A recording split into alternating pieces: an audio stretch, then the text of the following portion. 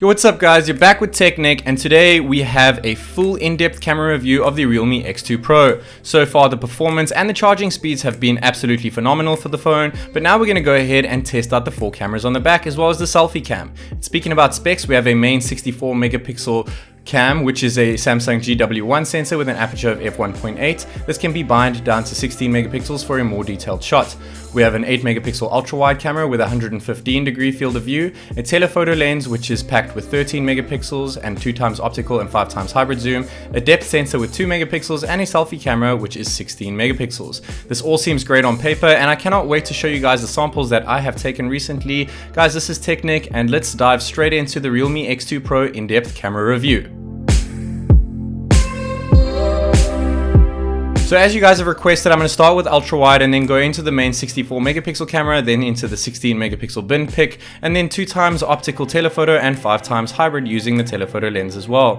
Ultra wide looks really good, and that 115 field of view is not the widest, but things look really good as opposed to other ultra wides. The telephoto looks pretty good, and the 64 megapixel looks really great, such as in this scene, but I think that the colors pop a little bit more with the bin shot of 16 megapixels. 2x optical looks great, though things are a little bit fuzzy when it comes to 5x hybrid. We do have 10x digital and 20x digital max zoom, but we'll get to that a little bit later on. For now, we're going to stick to the main cameras that we actually have on the back of the phone.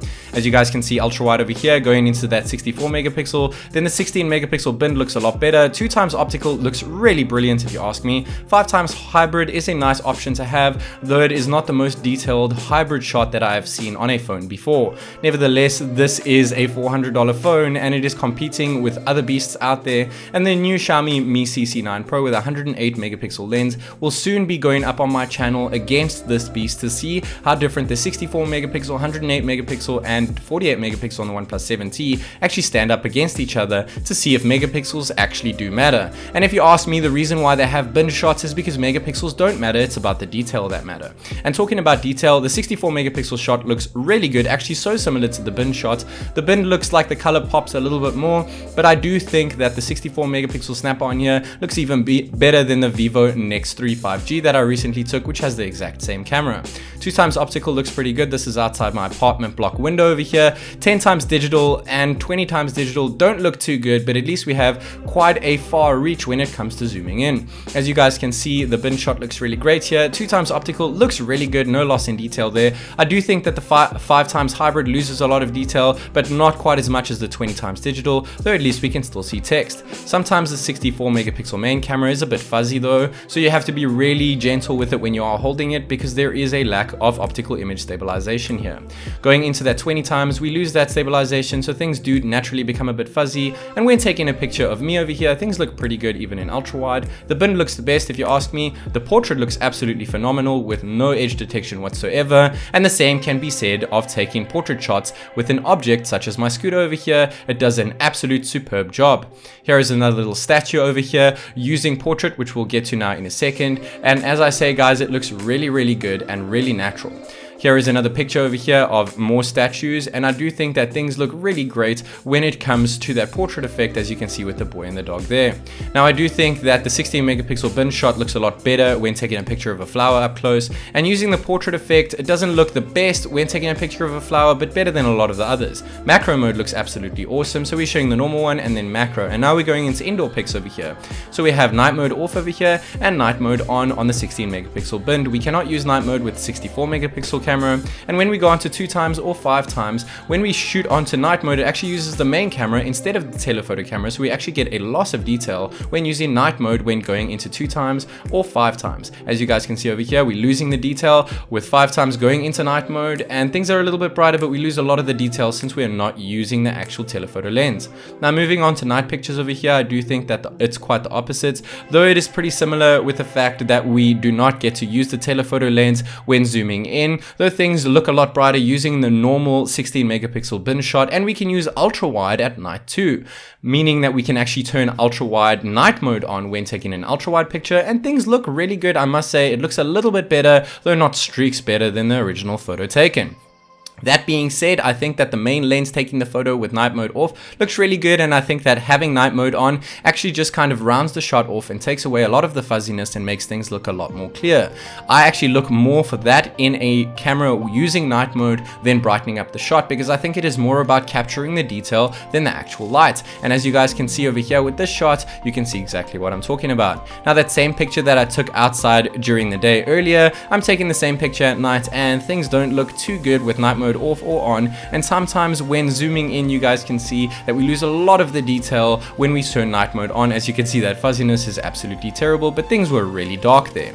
Now, moving on to night mode off to on over here, taking a picture of the signboard on the street, things look a little bit better, but once again a little bit fuzzy. So we get the details, but we get a little bit of fuzziness when turning night mode on. As you guys can see over there, we actually lose a little bit of the detail in the text.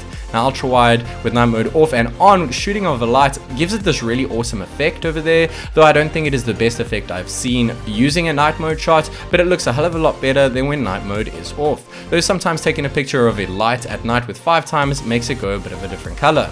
Now, moving on to video over here, we do have 4K 60 frames per second, and this is shot at RAW because this is a 4K video. Things are actually really stable.